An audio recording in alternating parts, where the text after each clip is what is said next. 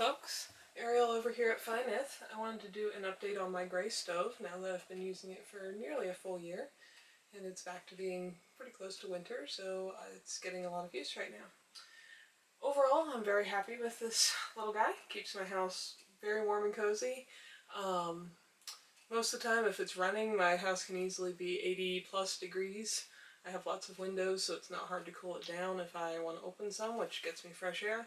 I have unlimited wood that's already dead beetle kill stuff standing around on this property, so firewood is not a problem. It just takes some work. This is the size of kindling I use, if you can see that. Very little logs. This is the size of firewood I use. Again, not very big at all. That takes some splitting, but fortunately I don't go through too many cords of wood. I think about a cord per winter.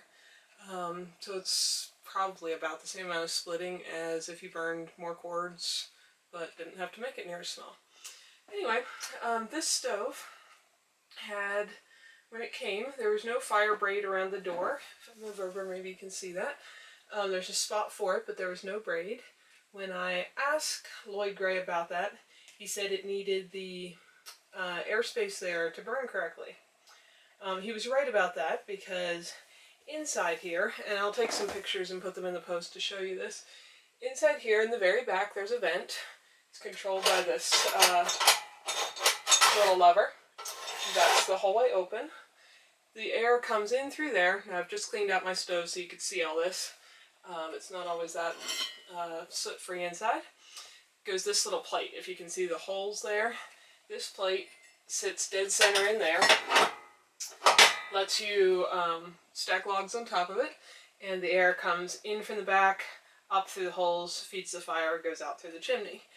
The reason that he didn't have a fire braid in the door, I believe, is because it did need air to come in through there, because as soon as you start burning a fire, the ash and such will fill up those little holes, and the stove will not get any air through the vent as it should. But it doesn't give real good suction, leaking air the entire way around the door with no fire braid. Plus, I don't like very much the idea of not having an airtight seal there. So, I put fire braid in. My friend helped me with this. Got my local welding shop to weld up this little gadget. It's just a metal plate. Got little tiny feet on it there, so it stands up about a ½ inch. That sets in here as well. This is my modification to the original stove. What that allows me to do is build a fire on top of the plate, but air can still come under the plate through the original holes as it was designed to and circulate around. The ash, as it piles up, will be on top of this solid plate and not filling up the holes. So it is still able to vent through the original vent controlled by this, and I'm able to seal the door. I've experimented a lot with this over the last year. That really does work much better than just building a fire, letting it clog those holes, and letting the air vent around the door. Again, because the air is so indirect venting around this entire surface area, it doesn't provide as much of a fanning effect on the bottom of the fire, and so it just doesn't burn as well. Now I'm going to show you how I actually build a fire in here. I usually start with a couple of my bigger logs, lay them on the bottom there. Again, you'd have to be a little more careful if the stove was hot. I let it cool the whole way down so I could clean it. Toss in some littler guys there to give me some air space. Now this is my fire starter. This is not coffee, this is a coffee can. This was made for me by a friend. If you can see in there, what this is wood chips. It's sawdust soaked in diesel. There is a little bit of a diesel smell. I've got a spoon I just keep in here. So I usually just scoop that on there kind of quick and close this. That's an excellent fire starter, and if you have any access to sawdust from your shop, a friend's shop, anything, it's often tossed away in the landfill most places. If you can get a little bit of that, pour a little bit of diesel over it, this is a wonderful fire starter. You'll see in just a minute. I'm going to put a few more of my slightly bigger logs on top here. Not being real particular with how this is stacked, just making sure I've got some air going between there so it's not going to suffocate when I light it. And now I'm going to light this up. There's going to be a little puff of smoke when I first start it, as I'll demonstrate here. There's, you can see some smoke coming out the door. I'll try to keep my arm out of the way. The fire starter ignites super easily. As soon as it's got the initial start going, that kind of gets the suction going up the chimney. The stove is totally cold right now, so that's going to take a little bit. On the video, I don't know if you can see the smoke kind of swirling around there being burned by the flames. This lights up and gets me a hot fire very quick. The hot fire very quick is important because, as you can see, this is a very small chimney. Still cold at the moment. That's a 3-inch diameter, and that is narrow enough that it is prone to developing creosote. Several people have asked me about this. When I first installed this last winter, burned it for a little while, worked great, and all of a sudden, every time I opened the door, I was getting smoke backdrafting into the house. Thought, well, that shouldn't be happening, so we pulled apart this chimney. Thankfully, it's short, a few connections, it was easy enough to wiggle and loose. And it was creosoted almost completely closed. Out of the 3-inch diameter, I had a hole about that big at one point. It was the, I don't know if you're familiar with creosote, it was not the soft, dry, flaky stuff, it was the goopy stuff. Actually, I had to put all of the pieces of pipe over steel T-posts outside and use a little blowtorch to light them up to actually burn the creosote, so that once it burned enough for that fire to go out inside the pieces of my chimney, then it was a dusty thing that I could brush out with a chimney cleaning brush and clean it.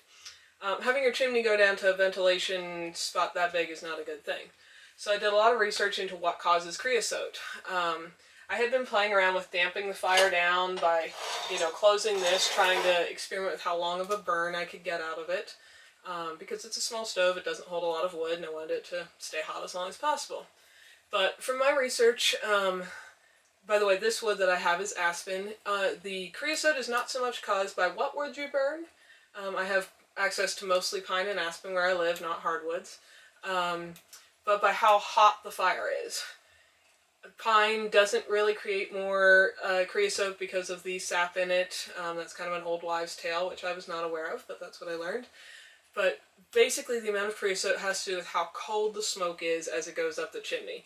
Those little bits settle out if you have very cold air going up there, or cooler air.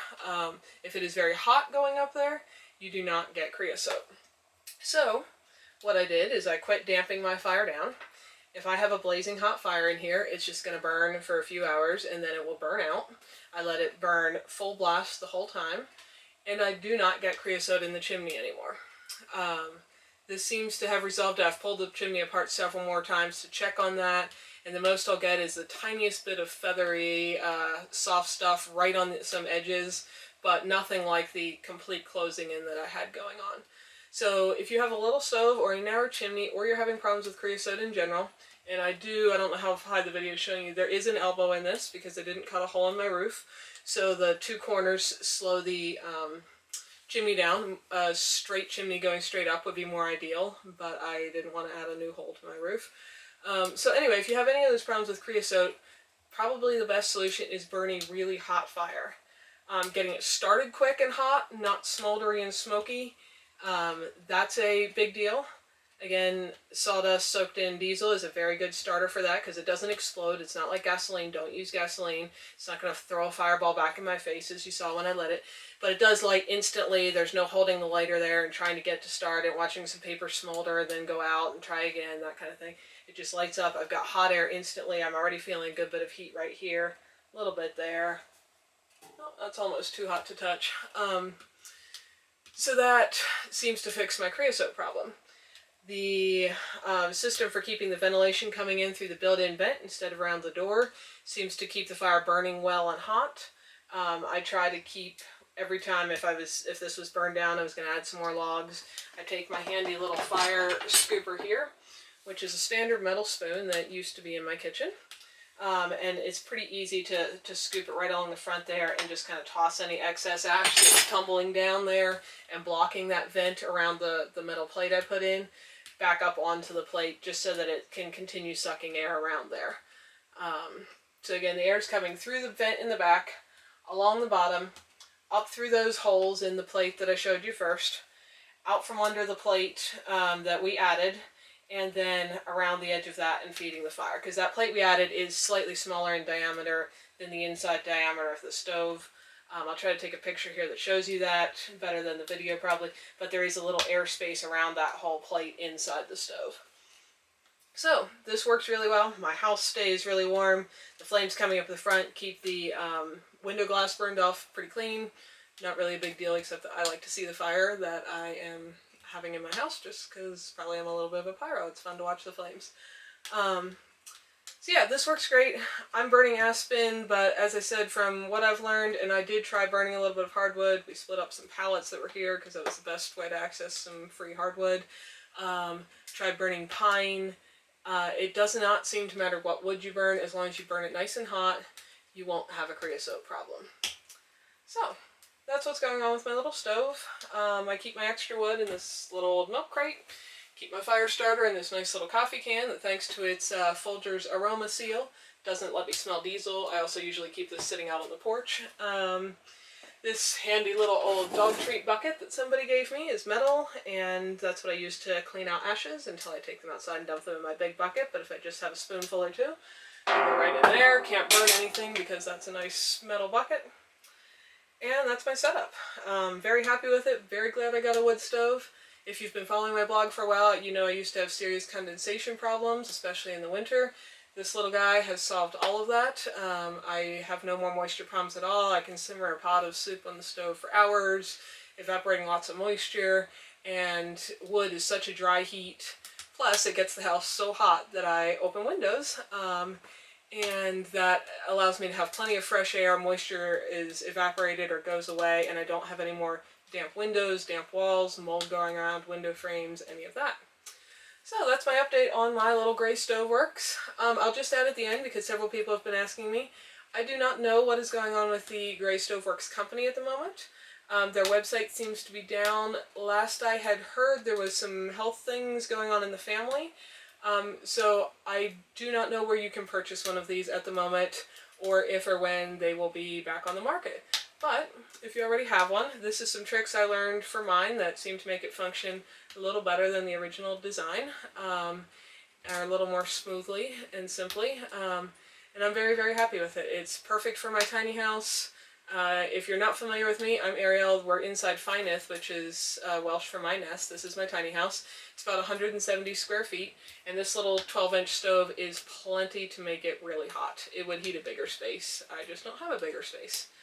Also, because heat rises, another modification I've added is my loft right up here where I sleep.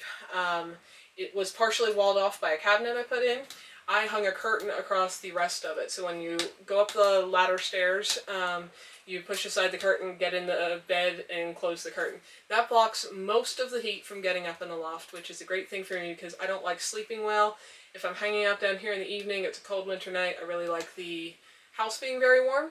Like if I'm sitting still reading a book, 80 or 85 is fine, but I do not want to sleep in those temperatures. So having that curtain there does block most of the heat out of the loft, so I can have the downstairs nice and toasty and still go to sleep in a much cooler area.